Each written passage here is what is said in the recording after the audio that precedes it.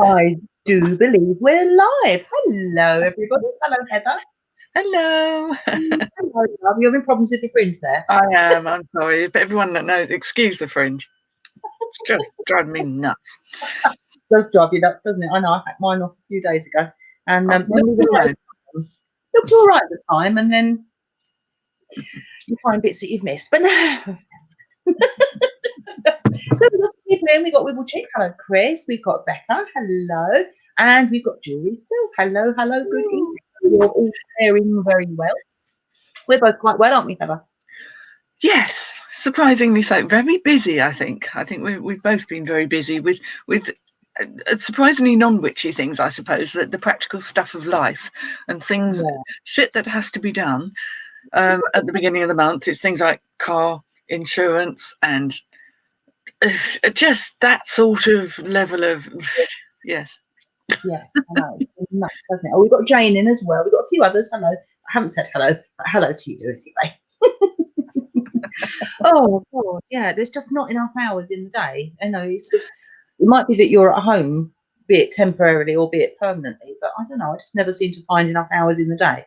And I always choose the wrong time of day to start a big project. Yes, timing is all, isn't it? It is, yeah. Mind you, it hasn't been helped by the fact that I've actually spent 10 hours in meetings today. So that hasn't really helped.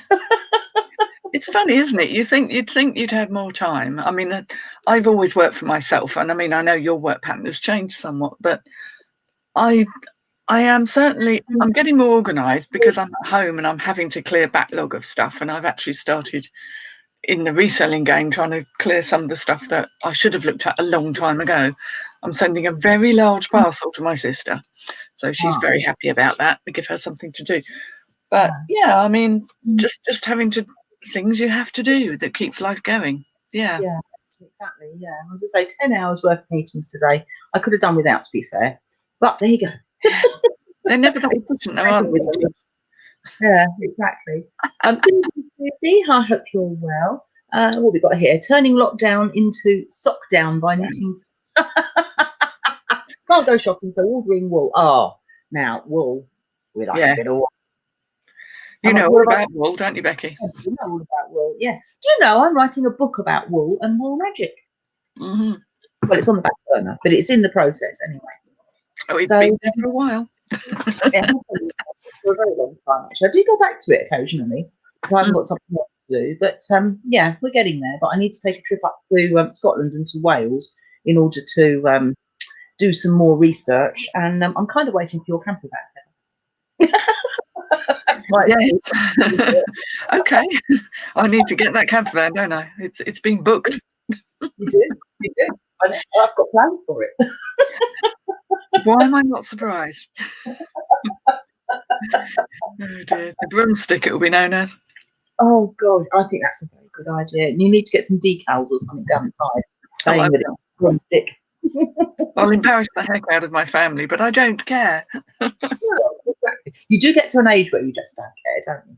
I'm the one doing the driving, so there. Yeah. I've been at that age where I don't care for about 53 years. So yeah.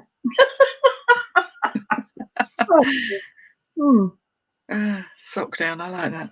Sock down is good, isn't it? I like that. But we're not saying the C word today. We've promised ourselves, haven't we? Yes, I'm bored of that now. Yeah, enough already, as the Americans would say. Yes. Yeah. So in Malta next week, so the Wheel of the Year, it's the First Light Festival, isn't it? Our first Light Festival of the year. Yes, it's a very important one. It's a big one, isn't it? And of course, that happens around the 1st of February, give or take a day or two. But of course, it signifies all sorts of stuff. What does it mean to you, Heather? Well, normally, I say this year's been very different, and for all kinds of reasons, as everyone knows. Normally, for me, it's when I really can start to see the change. I can start to feel that the sun is going to come back, because although intellectually I know it, until I start to detect that change in things getting slightly lighter, which normally happens for me around then. I don't quite believe it, I think is what happens. It's oh God, how do I describe it? It's almost like for me, it's like a butterfly coming out of a chrysalis. That it's the year really begins. You can see the summer, spring and summer stretching before you. Even though the weather can be incredibly harsh in February. I mean, I've been stood around in snowstorms waiting to get into jumble sales before now at that time of year. But you have the hope. I think the hope returns. And I think probably, although we're not saying the C word, I feel that for people this year, there is that extra element of hope needed that will come. Maybe not quite by the 1st, but certainly through February. And for me, it all changes because the 1st of February is actually the date of my father's funeral. So that's kind of really odd of being at a big festival, if you like, of being at an important time as a transition. So not entirely lost on me, that one. I think it's wonderful. And I find myself, when I'm in the car, driving around like a grinning idiot, because, you sort of get to a junction and then there's a little grass verge there and it's just covered in daffodils, and you can sort of see them coming. And if you're on regular routes, you sort of see the progress, don't you, day by day. And one might be just a little bit yellow at the tip, and then there might be a few that are yellow at the tip, and then one bursts out, and it's beautiful yellow trumpet, and it's just wonderful. I love it, and I do. Amazing. Grinning like an idiot. One of my neighbours has been, although he's retired, he's literally just over the road. In fact, my cat seems to be staring into his garden right now. I don't know what he's looking at. Dark, but he's been gardening very intensively, and he has these little primroses, and they were out today, and I saw them. So, primroses are out, and you can see there's a little plot of land that, as a little close where I live, we've all taken charge of it, and so we want to keep it neat and tidy. So it all got weeded, and bulbs were planted in the autumn, and now you can see these little shoots, and it's only about an inch. It's very insignificant, but little green shoots of hope, and there's going to be millions of the most beautiful flowers there. And gorgeous. Yeah, I think it's lovely. I was at the front door the other day, and I noticed that I've got some of my jonquils coming through. And again, like you say, they're only a couple of inches or so at the moment. But it's that hope, they're coming. And then we had lots and lots of snow, didn't we? I didn't. We didn't, but you did. We had lots and lots. Sprinkling. Oh no, I have loads here. In fact, I was going to say I've still got some, but the rain finished it off today.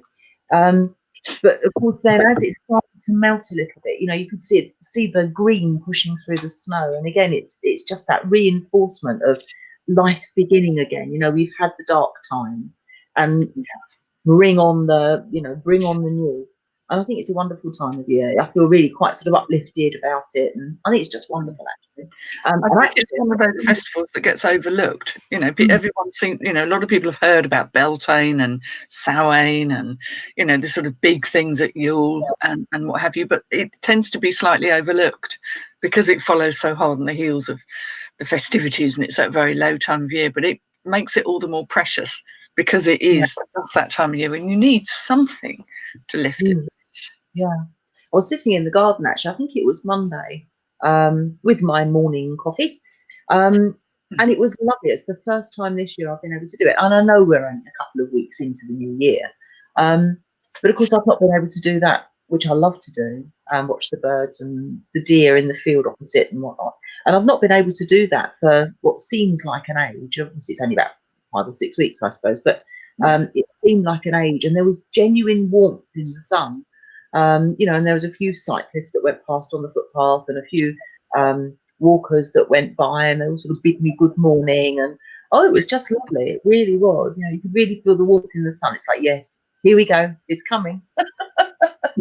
What I do? I was being eyed up by a rather fat robin. He wasn't as fat as Chris's robin.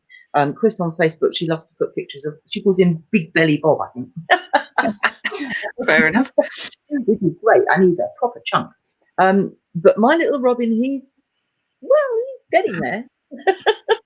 And he's sort of, how they kind of look at you at different angles, like, sort of, who are you? Why are you here? You still haven't put anything out. Are you going to put something out? So you sort of look at him for a bit and give in, don't you? So yeah.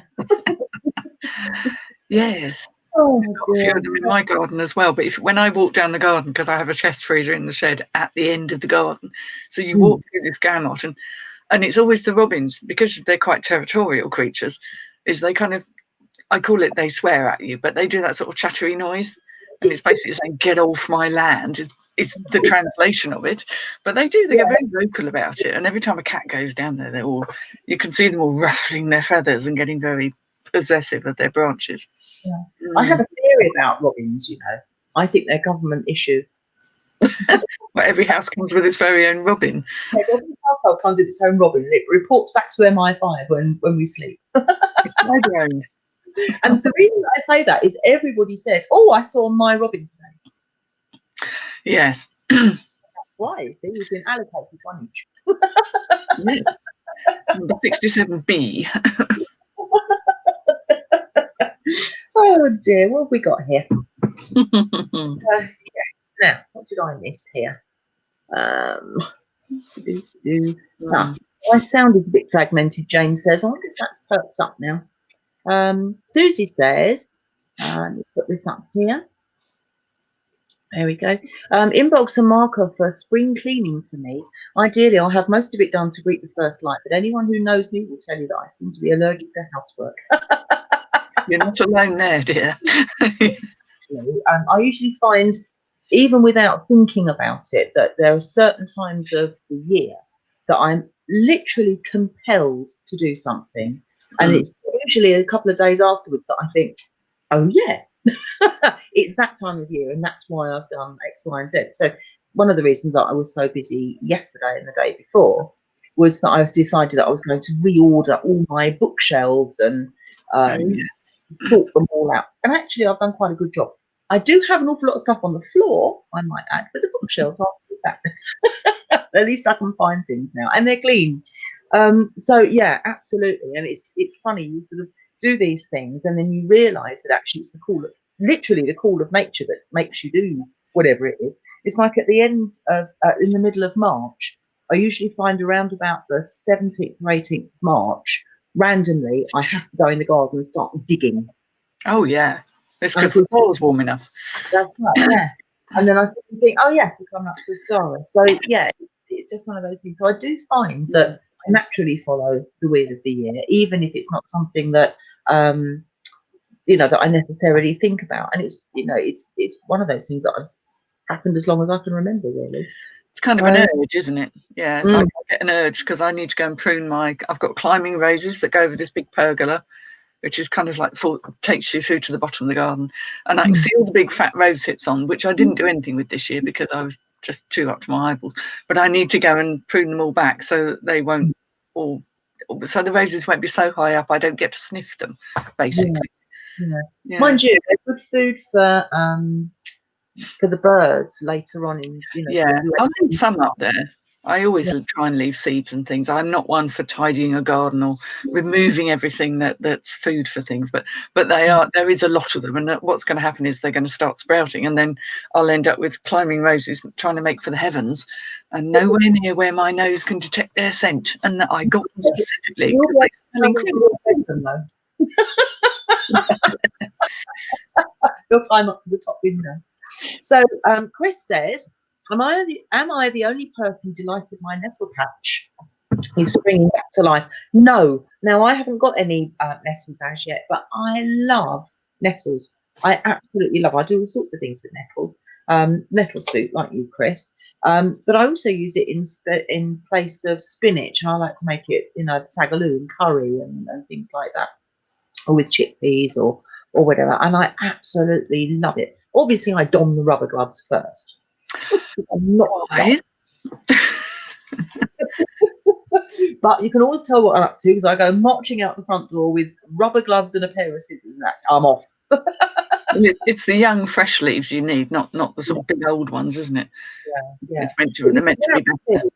You can guarantee that once they've been growing successfully for a little while, you'll still have lower plants that have got the young leaves in amongst the bigger plants that have got the big stingers on, hence the rubber gloves. Yes. Yeah. But I do. I supplement a lot of my food with. I like foraging, and I supplement a lot of my food with stinging nettles because I absolutely love the taste. I like the texture as well. So yes, so I'm absolutely with you on that one, Chris. I agree entirely. What we got here? Housework sucks. Who said that? Oh, Jane. Housework sucks. My excuse for not having is that the cats are asleep, but they're always asleep. Do you know I say that too? You've got 4 of them. At any one time, one of them is going to be asleep, isn't it? I always find myself apologising. They sort of look at me absolutely horrified. Oh my God, you've got that thing out. Yeah.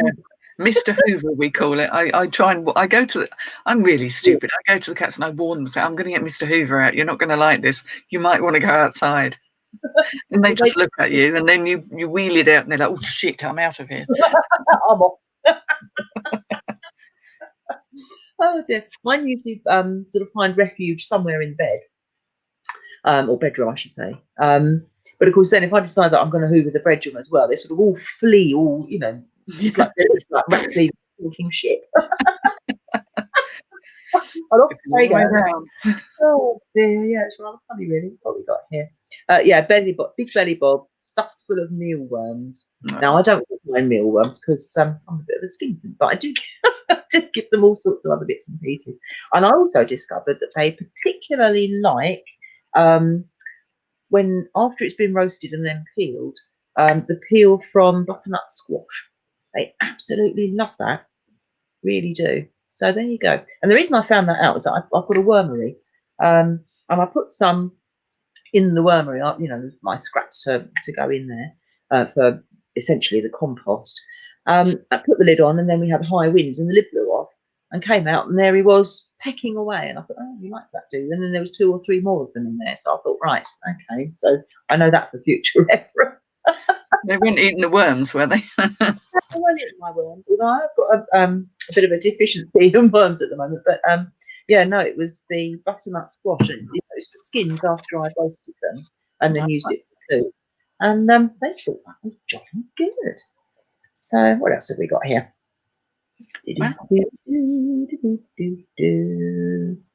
Oh, I've lost it.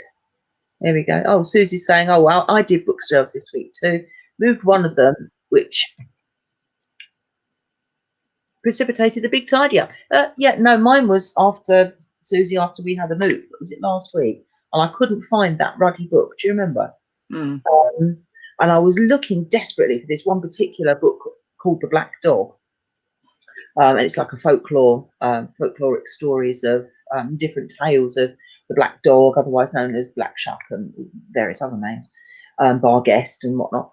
And it's like, I know I've got this book somewhere, and I couldn't find it. And I thought, this is ridiculous. I've got 1,000 odd books, and I can't find what I want. So yeah, so that was really what instigated it in the first place. And then 3 or 4 days later, I'm sort of looking at this mountain of stuff, thinking, what did I think? Did you find it though? I did. Oh, and you know, one of the last books actually that I moved. So always is the last thing. Yeah, but I mean, I moved all of them, to be fair, but it was actually one of the last ones. I think, where is it? Where is it? Have I lent it to somebody? But no, it was one of the last ones. But I did eventually find it. So it's now in my myth and folklore section, which is up there. So yes, what else have we got here? Have you ever used nettles as a painkiller? No, I haven't done that. I heard of people using it to cure. Is it one of the forms of arthritis or something? They can use it because it brings heat to the area. Yeah. But yeah, I've not done it. Yeah, no, I haven't. I apply them directly to stiff joints. No gloves here. No, I've not tried that. I really haven't. That's something to stick in the memory bank somewhere, isn't it? So if you can, next time I'm having a bad, because I knit quite a lot, knit and crochet, which means that my little fingers get really, really painful and really stiff, and then they swell up on the last knuckle. I mean, they're permanently a bit swollen on the last knuckle, but they get really painful. So yeah, I shall bear that in mind. Thank you for that one. Right, what have we got? Nettles are good for making cortisone cookies for cats, or cures random baldness. I'll have to make some for Barney then. But that's a flea allergy, isn't it, rather than a random baldness? Or is it just... Yeah, well, she's got all sorts of allergies, which is why she has to have antihistamine tablets 3 times a day. But yeah, that's something as well. I suppose you'd use it into a poultice maybe as well. Does it work for people? Well, I suppose it might do. Similar sort of idea. It's like if you have skin complaints, obviously you use rolled up and crushed up cabbage leaves, don't you? And you apply them to the affected area. And I remember, God, it was about 20 years ago. There was a friend of a friend of a friend that had spent thousands on. She had a white bulldog, and of course, white dogs are prone to skin problems, aren't they? Yeah. And she'd spent thousands at the vets trying to cure this poor thing of every single ailment that seemed to be under the sun for his skin. And I said to her, well, why don't you try it? It's worth a go. It's not going to cost you very much. You've obviously spent a fortune already. And she did, obviously, really dark green cabbage leaves. So like crush them all up like you would a dock leaf, crush them all up. And then she attached it all down his back with cling film. Cling film. You must have looked really hilarious. I don't think she's that Lord. Yeah, in a sausage skin, a non-sausage dog in a sausage skin. Oh dear, yes. But she said it worked. She said within 2 days the improvement was really dramatic, and it's like, well, there you go. So it was worth a go, wasn't it? Definitely. What else have we got here? Oh yeah, cookies. Nettle stings to me are no worse than the tingle of sunburn. Try them on a small area first. Do you know they really hurt me? Nettles do. They really do. But I suppose if you crush them first, obviously that then kills the little hairs, doesn't it? It's those that cause the irritation. So I suppose if you crush them first and then put them on whatever joint, then maybe it's that. I don't know. Maybe it is the nettle stinging that causes the relief because it makes. I don't know. I have to try one of both ways, I suppose. Yeah. What else have we got here? Oh, Jane says nettle stings are okay if you resist touching them. Yeah. Just come back the last 5 minutes. Any touching and it goes on for hours. Yes, of course that's the thing, isn't it? It's that instinct to rub it in. Yeah, and give it a rub. But of course that's yeah. Thank you. Good tip. Cabbage leaves are also brilliant for sore boobs. I'm too old for PMS now. But the relief of the cabbage leaf in my bra cup, wow. Yeah, I remember that when my kids were all small, being told that by the midwife. Exactly. I was told it too. Yeah, so yeah, obviously that's a very old one, that one. So, yeah, the wonder of the cabbage. I like to eat my cabbage personally rather than stuffing it down my bra. There's not much room in my bra for much else. Not to take out all the coins and crystals. Yeah. I was going to say, you kind of use extra pockets. Spare bits that I've picked up along the way. So, yeah. Oh, dear. Yeah, well, your handbag gets full, doesn't it? So I'll just pop that down there. Usually got my phone down there and all sorts of stuff in me. But that's what it is. Saves carrying a handbag. Oh. That is so true. Oh, dear. Have you been doing any tarot recently, Heather? Well, because I was sorting out our bookshelves, there definitely was something in the air, wasn't there? Yeah, I was going through and looking at my tarot sets and just sort of thinking, well, are there some I'm not using anymore that I should pass on, or do I really want to keep them all? Because they all kind of seem, for me, serve different purposes. What I get out of them is slightly different. So I did have that small set. I think I ended up leaving down here the Witch's tarot, the little one. Oh, it's very easy to hold in the hands. The one that you've got that we worked on together. Yeah. I have other sort of bigger ones that I like. This is definitely one of my favourites, which is a Wildwood tarot. Oh, I've got that one. It's lovely, isn't it? I think that's my second favourite tarot. That one, I think. Yeah. I absolutely love that. I love the pictures in there. Comes with a great big chunky book, which is nice, but the cards themselves are there's just so much in them, and they're very nature, and they're very wild, and they just got a real urge. And another one that's not too dissimilar, but that I absolutely adore, is the Robin Wood tarot. Sorry, I know you can't see because you've got your specs on. Oh, I haven't got that one. Have you not got that one? No, I treated myself to it a while ago. I like working with this because it's a bit smaller and easier to handle than the other one. Yeah. And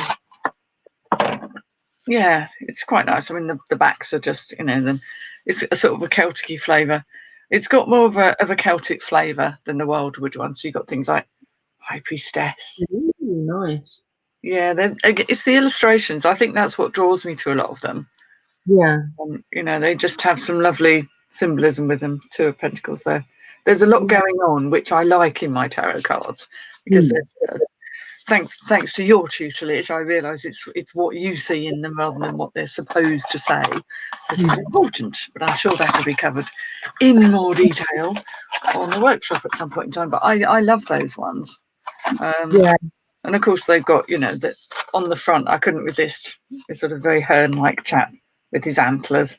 Oh yeah.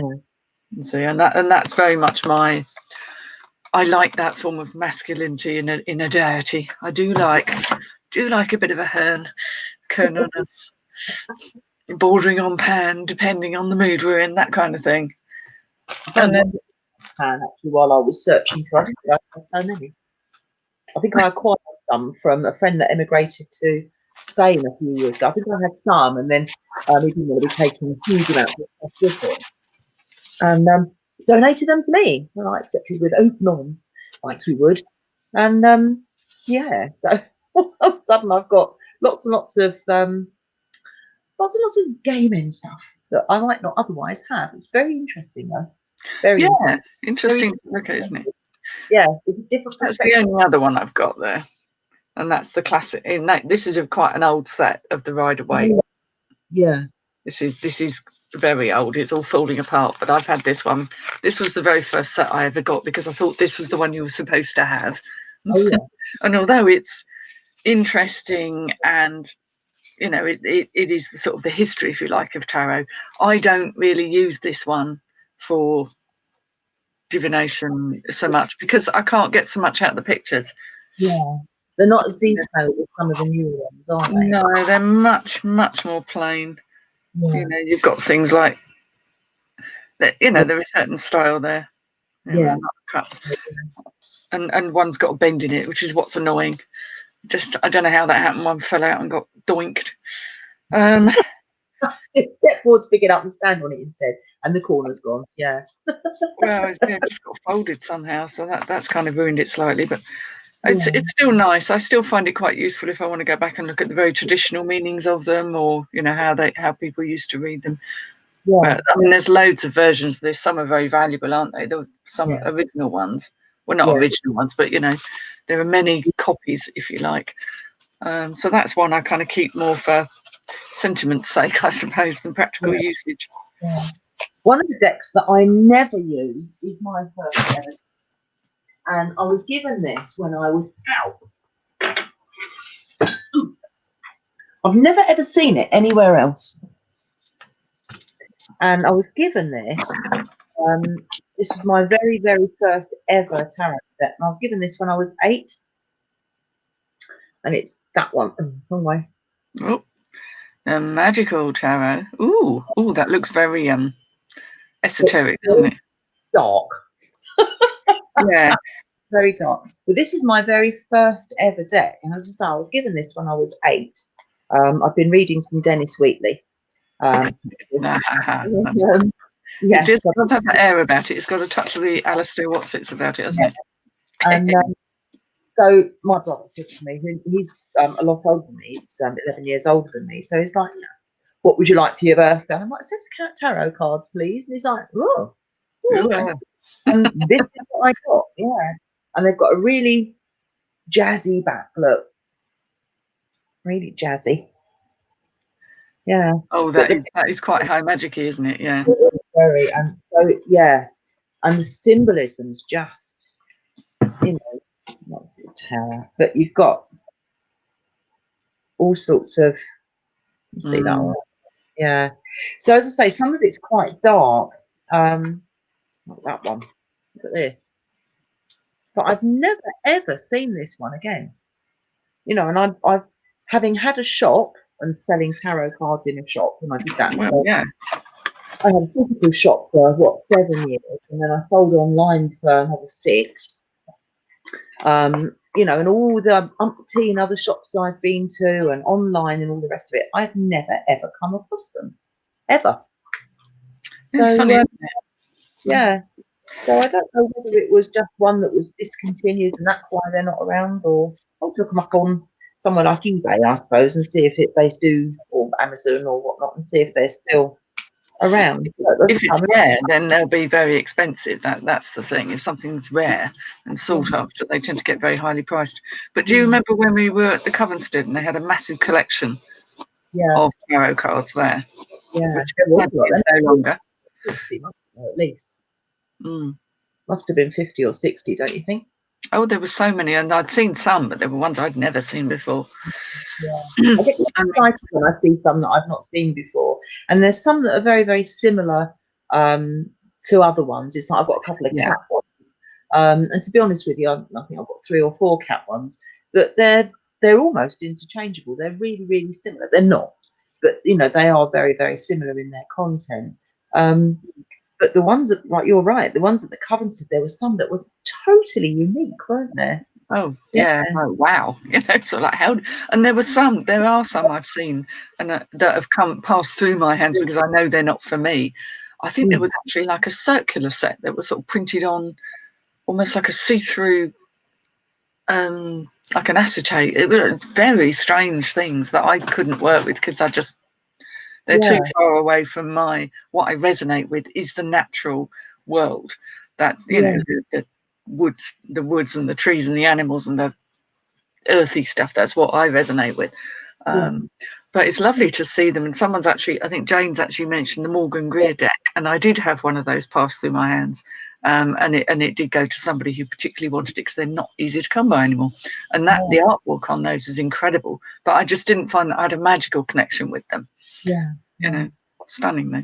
Yeah. I think Laura, that she can't usually access the chat. Hi Laura, if you're watching.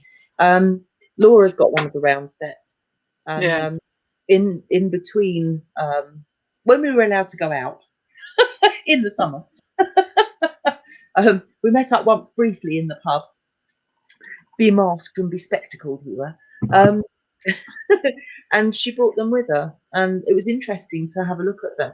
But I found them really difficult because there's no kind of like up and down, and and they're hard to hold as well. They're actually quite hard to, because they're big. Exactly. No, they were a bit strange. So I hadn't come across round ones before. I certainly never sold any, but it was. But I love to see new different ones. When I was in where was I? Czechoslovakia, Czech Republic. I bought a very unusual set from the artists. I went into the artist quarter in Prague. I'll show you. So these ones, I even thought about my tarot deck, so I've got a whole shelf of them over here. So yeah, there's an artist's quarter in Prague, and this woman had rented some space in a studio, and she'd done all sorts of amazing pictures. Now, you see them? Oh yes. And the tarot cards are amazing, but it comes with a book of poetry rather than a particular meaning thing. It comes with a book of poetry, which is really different. So yeah, all the cards have got different poems.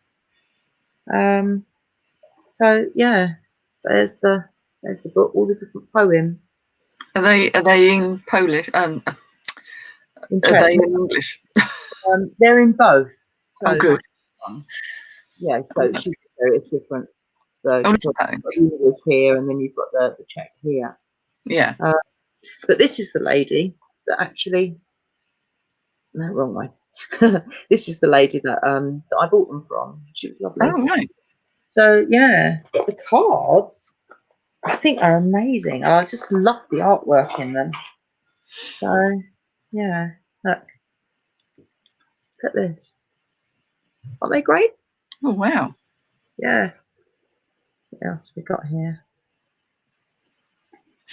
Look. Different, aren't they? Really different. Yeah, very clean lines and Yeah. modernist. Yeah.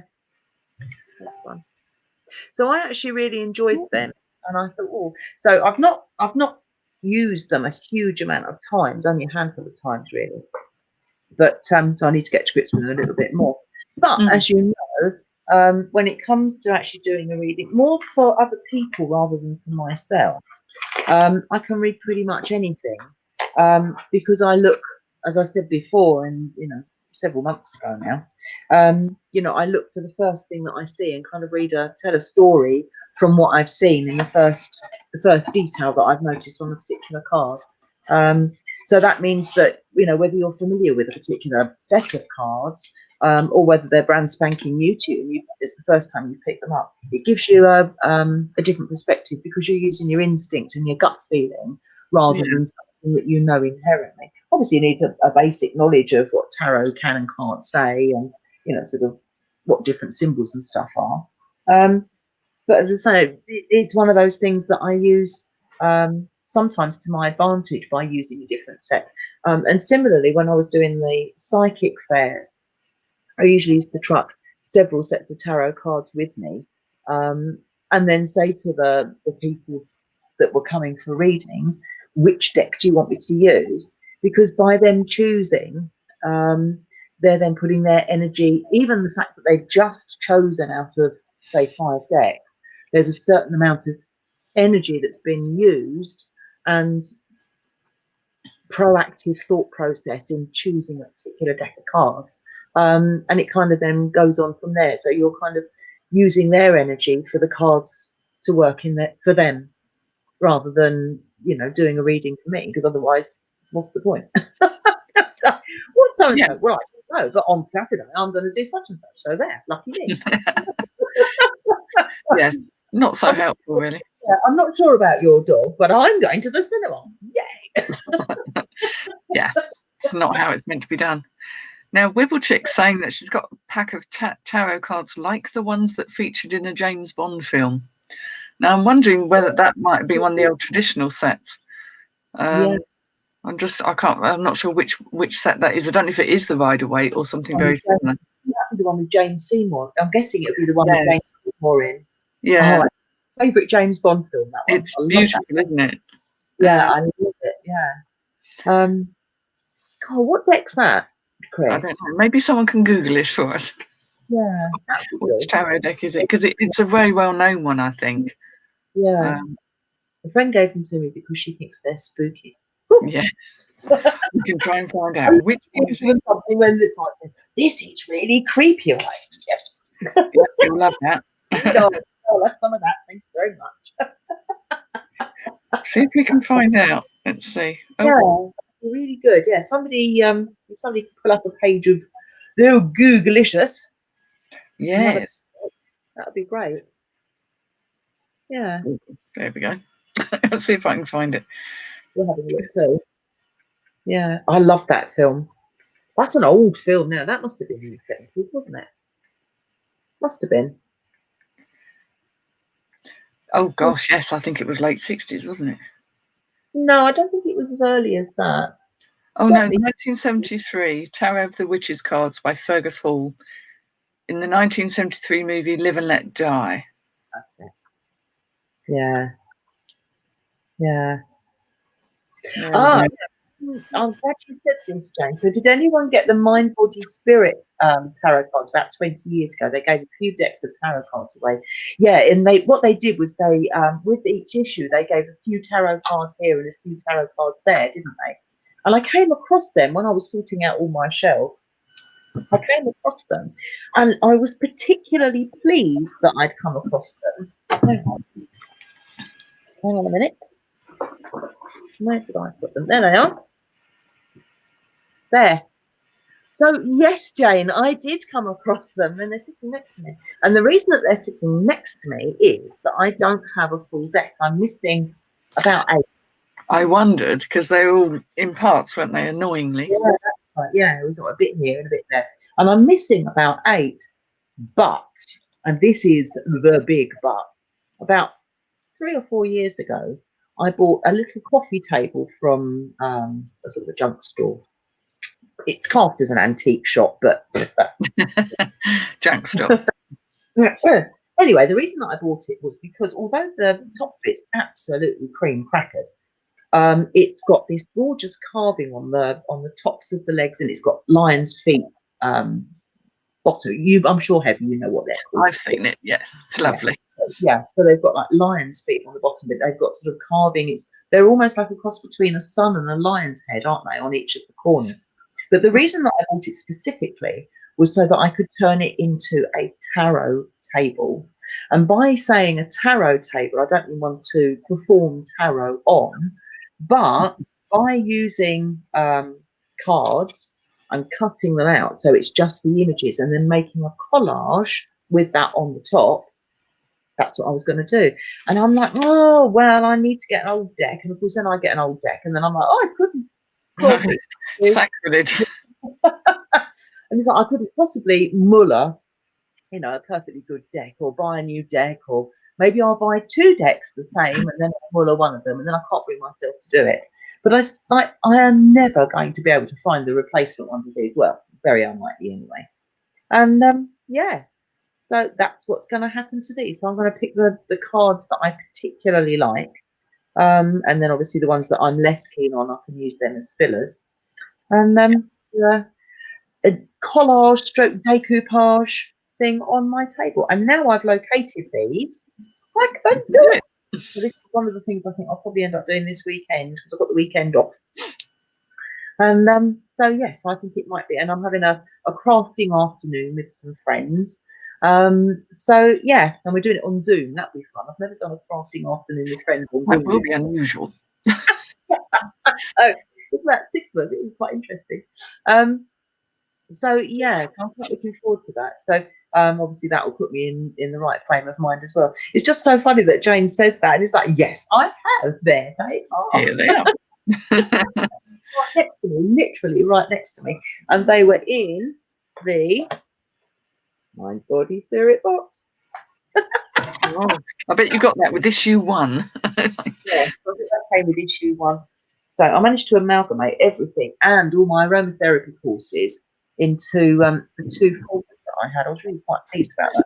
So again, it's trying to make a bit of space where I have very little space to. I have. Yes. Every square inch counts here. Was his teeny tiny little house. But yeah, I've got a few more square inches than I did have. So thumbs up from me. And if I chop these up and then get rid of the other ones, recycle the other ones, then that's going to give me another 3 or 4 square inches of space. It's all good. When you've only got such a small amount of room, it really genuinely does make a difference. Oh dear. What have we got here? Hang on a moment. Oh yeah, here we go.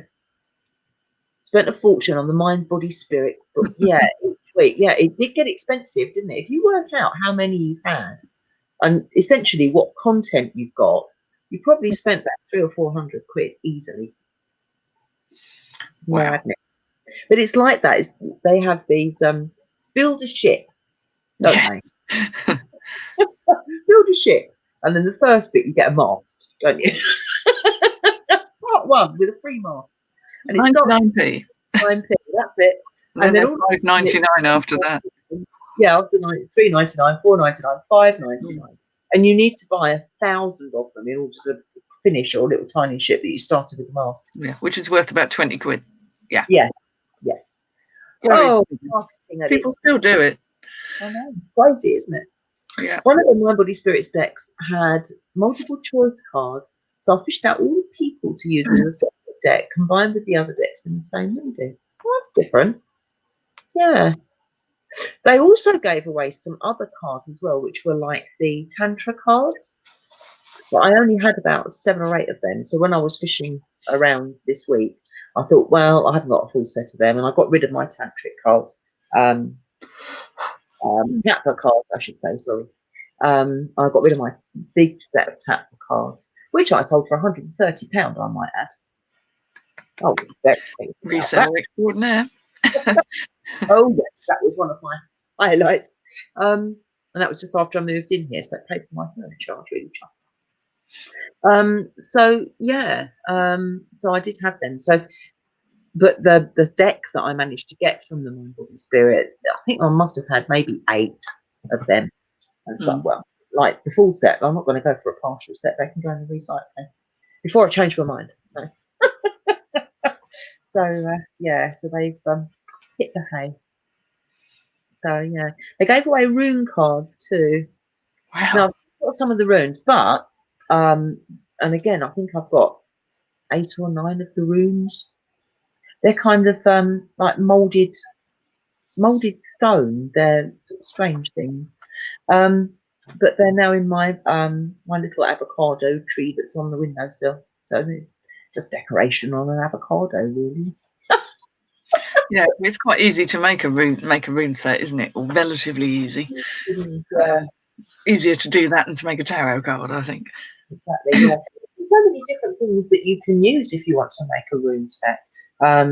You know, you can use slices of wood if you want to, and if you're, you know, quite adept at, you know, either carving or pyrography, or even just putting it on in a Sharpie pen, you can do that. Yeah, you can do it with a rock, you know, little rocks. That's right, or you can rocks, or you can use the, you know, the glass pebbles that you can get in the pound shop. That's it. Yeah, seen those. You know, and it's just another way of doing it.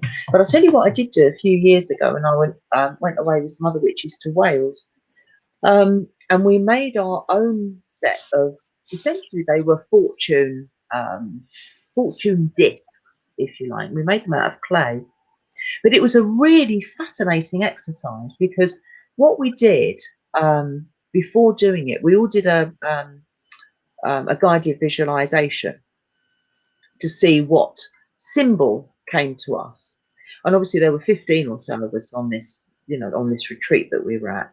And so 15 of us and the lady that was organising it, 16, all of us had a different symbol, and none of them were like runes or witches' runes or anything else that anyone had seen before. So we all came up with a symbol, first of all, and then we created on little discs of clay, you know, just air dry clay. We like made little discs, and then we drew our symbol on the disc. And then we did another guided meditation to see exactly what our own symbol meant, so that you could then cast the discs and do a reading based on what all the different symbols were. And we, you know, we wrote them all down, and you know, sort of we wrote our own ones down and so on. So we had a full set, and then we created everyone else's ones so that we had a full set. It was brilliant, actually. It was great. It was a really good afternoon doing that. It took a long time, but it was really good, and it was nice to create something along those lines that was so totally unique to just our little group, you know. Yeah, it was a wonderful thing. I really enjoyed doing that, and came across them a couple of days ago as well. I kind of knew where they were, but just sort of picked up the box again. It's like, oh yeah, they're in there, and had a little look through them, and it was lovely looking at them. But it's, you know, it's something that anybody can do themselves. You know, you sort of just do it several times over and think of a symbol, and then meditate on what that symbol means, and then you've got something that you've created yourself. If you want to do that, and you don't have to do it in clay, you could, you know, you could draw the symbol on little pebbles of gravel, or, you know, little pebbles that you find at the beach, or whatever. You know, it can be anything, but it's nice to do that. You know, it's a good visualization exercise too. Yeah, something different. Yeah. What have we got here? They did resin, rune pebbles, and cards. Cards are easier to handle. Yeah, they are. Yeah. Definitely. Yeah. Definitely. Mind you, depends on the card. Sometimes, like with tarot cards, they're so big that you drop half the deck when you're trying to shuffle them. Yeah, yeah. The wild, I tend to find that with the wildwood ones, they're a bit Yeah. just that little bit big to handle. Yeah. There's a group that I belong to on Facebook actually, and it's called Tarot with Scissors. Oh. And it's not, yeah, oh. it's not as it sounds. It's an entire group for people that don't like tarot cards that are too big and chop the edges off with scissors. Oh no! Oh my god! A lot of reasoning behind it because, in fact, I'll show you what I mean. So the idea is behind the workings of this particular group of people is, let me show you on, not that one because it's just right, there we go. Let's have that one. That's a little bit less grim. This one. Here we go. So what they would do is they would just trim down to this first border here. Right, so you don't actually lose anything. Yeah. So they trim it down to just inside this border. They might even take it, in this particular case, they might take it to the second border in.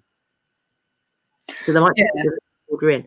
And the reasoning behind it is not just because they're big and unwieldy, but they feel that, and I kind of get what they mean, they feel that by having these borders around it, there's a certain restriction and limitation of the card. The card can't give you everything because it's kind of incarcerated. So it's a border. Yeah. So literally it's kind of, put in a box, and so it can't speak to you as much as it might otherwise do. So by one like that hasn't really got a, you could take the edges off and not lose anything, but it isn't actually bordered by anything. It hasn't got the columns like those ones have. But that one that you've got, that's the wildwood, isn't it? And that one, if you were to take that off, again, you've got edge to edge picture, and so it would speak to you better. That's the principles behind the group. Yeah, Interesting group, and I like their policies. And I wouldn't have thought of it. It's a bit of a benefit as well by hacking the sides off because they're a bit more easy to handle. Yeah. And then essentially what they do is they colour the edges either with Sharpie or gold marker pens or whatever they feel like doing it. It's not quite as easy as you might think to get it really. But yeah, so for anybody that's interested, check out Tarot with Scissors. I found them years ago, and it's as yet I've never actually trimmed a deck. As yet, one of those things that I want to do, and there's something that goes, oh no!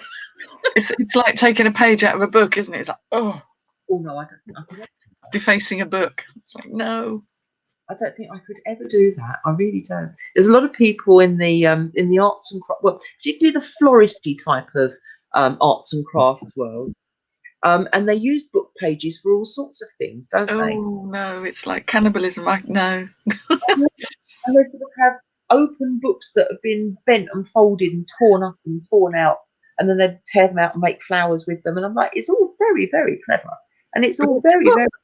But it's a book. What's wrong with you? Build a book.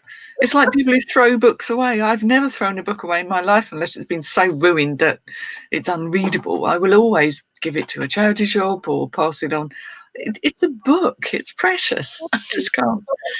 Or they're not folded, Yeah, exactly. Yeah. So, yes, so that's not something that I'm going to be doing anytime soon, ripping pages out of a book and turning them into a naff flower. It's not my way. Origami is origami. Let's just leave that over there, away from the books. There's plenty of printer paper that you can use for origami, I'm just saying. You could do a newspaper, couldn't you, or something? Yeah. Yeah, if you want that kind of print look, then why not? Yeah. Yeah. What else have we got here? Oh. What we got? Oh, I've missed it all now. Hang on. Runic cupcakes. Friend made those. let us each choose a cake and then told us what the runes symbolised. A very formal, very different form of cakes and ale. Oh, I like that. That is interesting. I think that's a brilliant idea. Yeah, that's a lovely idea. I did a similar sort of thing a few years ago. I did hand fasting for a very dear couple friend of mine. I made all of their so instead of them having a wedding cake, they wanted to have tiers, like I think it was 7 tiers in the end, of cupcakes. So instead of cutting a big cake, everybody and having a piece of cake, everybody had a cupcake. And they wanted me to do the cupcakes, which I did. I thought I was never going to end doing cupcakes. But they were lavender cupcakes. So I used fresh lavender out the garden and stuff. So they were lavender cupcakes. You've had some of my lavender cakes, haven't you? They're quite nice. I love it, yes. And then I did a plain white icing on the top. And each one of them I decorated with a silver pentagram, edible silver pentagram on the top. And that was quite nice because everybody was then kind of biting into, you know, regardless of their background, everyone was kind of like biting into that whole spirit of the occasion. That was really nice. And that's why they wanted it that way rather than it just being a slab of cake. They wanted it to be quite a sort of a special thing. But I like the idea of the room things, especially if you're in a room full of people that aren't necessarily familiar with rooms. Or always better if they're not, to be honest, because you want them to choose for not because they think they know what it means. Yeah, definitely. Oh, what a great idea! I like that very much. I think that's good. I really like that. That's going in the annals. Yeah, it's been logged. Noted. Noted. I like that. Jane says, has anyone tried some of the weirder oracle decks? Mildred Payne's Secret Pocket Oracle. It's not all pink and fluffy. Well, no. Ooh. No. Mildred Payne. There's a name to conjure with. It is, isn't it? Oh, I love it. That's a 1930s name to me. Yeah, it's not a name you immediately think, ooh, occult. Mildred? Mildred Payne. Oh, I don't know. I'm sort of thinking Golden Dawn and sort of 1920s, 1930s is what that sounds like to me. I'm probably completely. It very much does, doesn't it? It really does. But I'm thinking, 1920s, 1930s Golden Dawn. Yeah. No, I'm going to have to look that up, actually. Noted. I've got sticky things to look at. Things to look at, yeah. I haven't come across that one. I shall have to definitely check that out. So, my dear friends, it's come to 9 o'clock and we're going to need to shoot off fairly soon. I've got to get at 3:45 in the morning because I've got to be somewhere at 5:45 and it's an hour's drive away. Luckily, it's not the airport. Nothing so exciting. But I am on a promise of breakfast if I get one. So that's definitely to be had. Fabulous. Absolutely, yes. And if they can provide me with a vegan sausage, I shall smile for the rest of the morning. So that'd be nice.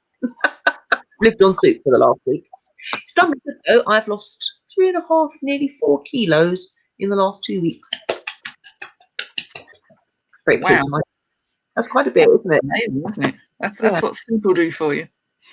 Yeah, soup and a lot of witchcraft. That's what. Yeah. That's where my witchcraft can go, and it's like it will go. But I can bend over without making old lady noises now. That's always a good thing. It got to the point that you try to put your socks on, and you're like, oof, oof, oof, and it's like, I've had enough of this oof business when I'm trying to put on a sock. It's ridiculous. Yes, you need that little bit in the middle to be out of the way. Yeah, and it's gone, and I can put my socks on without the oof. So, result. About that.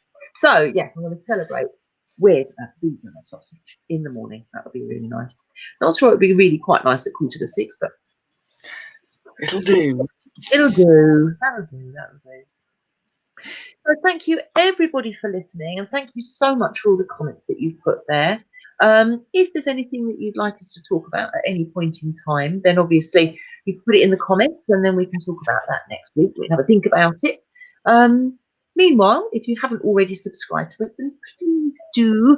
Easy to do, and it's free. Just hit the subscribe button, and if you hit the bell, then you'll know if we're doing anything. One of the things that I did on Monday was some spell work, and then unfortunately I recorded it onto my video camera instead of onto the SD card, and so now I'm waiting for the USB cable so that I can transfer it. So Yeah. the postman will bring that fairly soon. So you will have a video on how to coming up, but unfortunately not just yet. It's all videoed. I just haven't done it. And no blooming cable. So thank you ever so much for watching and for interacting with us. It's lovely, and we'll see you next week. Cheerio. Bye-bye. Bye. Good baby.